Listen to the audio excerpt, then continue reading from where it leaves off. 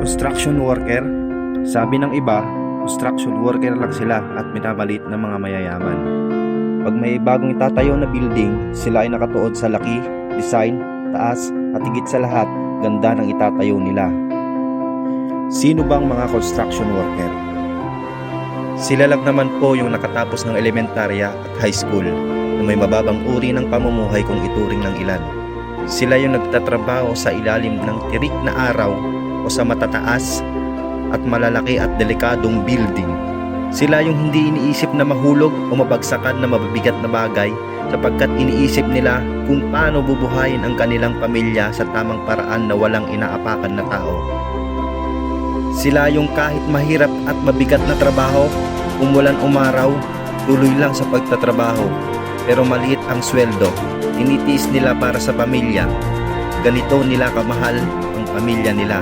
Lahat gagawin nila, walang iniisip na hirap at pagod.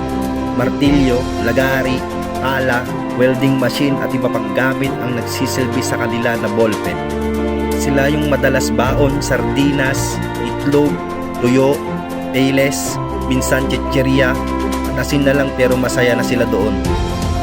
Isa sila sa pilit pinagkakasyang maliit na sweldo at minsan kulang pa. Be proud dapat tayo sa kanila. Construction worker lang kung tawagin sila. Saludo po ako sa inyo na proud kayo bilang isang construction worker na minamaliit lang ng karamihan. Bawat pokpok ng martilyo nyo, halo ng semento, welding ng bakal, kinabukasan pa rin ng pamilya ang iniisip nyo. Kayo ang dahilan kung bakit may bahay, tulay, kalsada at maging sementeryo.